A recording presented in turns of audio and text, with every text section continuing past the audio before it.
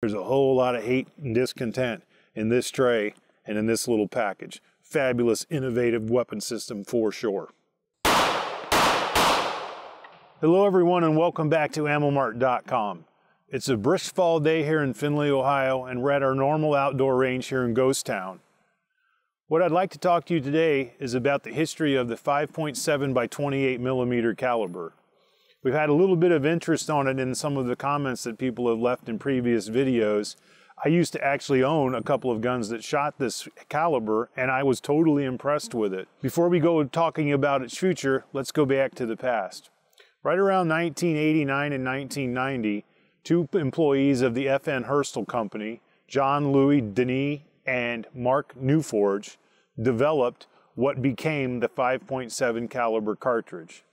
The entire point of this little project that they were running was to try and develop a super high velocity pistol round and personal defense weapon round, which is more of like a bullpup platform, that would actually be able to punch body armor. But more on that in a second.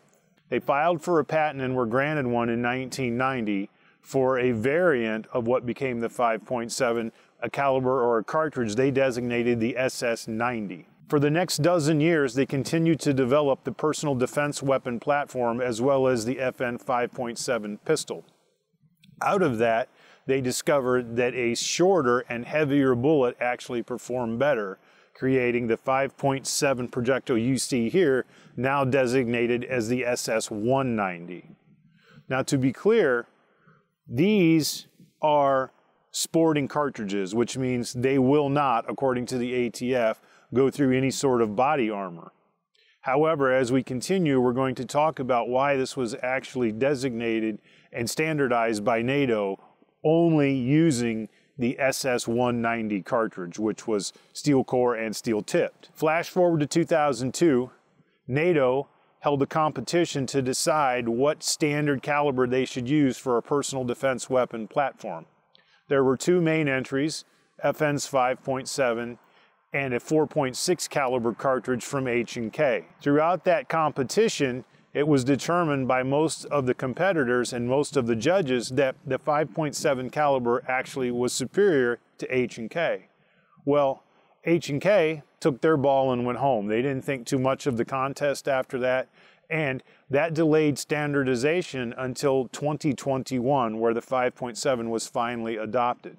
Some of the reasons why the 5.7 came out on top were it did better in cold weather, and if you look at the shape of it, it's fairly similar to a 5.56 rifle round, and you can in fact make them along the same production lines. Obvious advantage. One of the other concerns with the HK caliber was it was so fast, they were fearful that it would cause a lot of throat erosion. In a short period of time, between 2002 and now, 40 countries are using this caliber worldwide, including the United States Secret Service. It remains to be seen if they would be so interested in this caliber if they didn't have armor-piercing projectiles.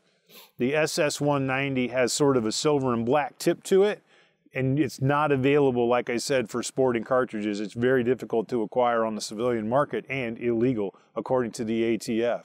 So your other options for this caliber are the SS197, 198, and by now, because it's been on the market a while, there's some really impressive and sinister looking ammunition for this caliber and your weapon system, but I only brought a couple for the demonstration today that most people would be able to get their hands on affordably. Affordable is always going to be a relative term when it comes to the 5.7 caliber. Before the age of worldwide pandemic, it was always a fairly expensive round, which meant somewhere around $30 a box for 50. Now that number is north of $50 a box. Yes, this little guy is going to cost you almost $1 a round. You can reload it if you can find components a little more cheaply, but still, before purchasing this caliber, keep in mind it is going to be one expensive operation if you shoot it a lot. Some of the inherent characteristics of the bullet, though, are quite impressive. This is a 40 grain projectile. They come in 27s and 40 are pretty much the two standard weights. At 27 grains, the round moves out at 2,500 feet per second, an absolute screamer.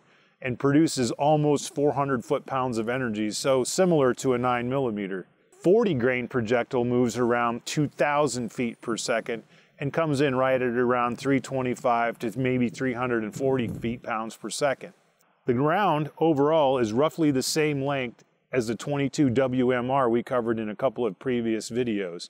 Because of that, you can cram a lot of these guys in one magazine, up to 20. There are manufacturers now like Kel-Tec that is making one that looks like a Star Wars-y kind of gun. Crazy amount of capacity to the rounds. But I'm going to step off the camera real quick and grab a couple of the weapons that actually shoot this caliber, and I'm going to find, just like the caliber, they're quite innovative. The FN 5.7 was the original pistol that the 5.7 by 28mm caliber was designed for. As you can tell, it's mostly polymer, a lot of shrouding over metal. Of course, it does, have a metal barrel and a 20-round box magazine. One of the cool parts about the gun is it's ambidextrous, except for the slide releases only on the side for a right-handed shooter. But since that time, Ruger has produced its own version of the 5.7, which is slightly longer. I think that actually the Ruger has a slightly improved trigger, but both of them are very good quality guns, and I think if you happen to pick one up, you won't be disappointed. One of the things that makes the Ruger a very, very popular choice for those hunting the 5.7 caliber is it's about half the money of the FN Herstal version. Half. That's a significant number. Also, there are some Interstellar Arms, I believe it is making one that looks more like a sort of a Browning Buckmark, more of a target gun. And as I said earlier, Kel-Tec makes one that's much, much larger. This is the FN PS90. The PS90 is a civilian version of the P90, or the personal defense weapon, manufactured also by FN Herstal. As you can tell, it's quite innovative and sort of is a blend of a lot of different weapon systems, but mainly a bullpup. Interestingly enough, this is actually the magazine tray or magazine, and it has a very innovative way that it feeds. You push them in and they immediately turn, orienting themselves to go down the barrel the right way. This holds up to 50, and it actually ejects through the bottom, right here where the well is, so to speak. So it's kind of interesting that the flying brass is always out of your way, and the barrel length is actually longer than you would expect it to be, which is very common with a bullpup design. Bullpup designs get a little bit of ribbon from American consumers because it's difficult for them to convert over from their AR training, possibly from the military or what they originally learned on. I was an unsuccessful conversion to bullpups. I tried it numerous times, and I just never was very good at it as far as quick magazine changes and the different things. Bear in mind, this one feeds from the top. This kind of goes in and slaps down. I'd have never really messed with how much speed you can develop with it, but I imagine like anything else, if you practice, it's probably going to be just fine. This is an extremely accurate gun, but one of the main drawbacks to any bullpup weapon system is the trigger. It works basically off of a trigger bar or trigger linkage, and you have to move the trigger a long way, and it's fairly clunky no matter who makes it, to actually get the gun to go off. But keep in mind, this really wasn't designed to be a target rifle. It was designed for fast, close-in work, and one of the reasons why I'm sure the Secret Service loves this little guy is you can put it in a briefcase. And there's a whole lot of hate and discontent in this tray and in this little package. Fabulous, innovative weapon system for sure. This is an interesting caliber for sure. A lot of huge characteristics that I think most people would find to be quite positive.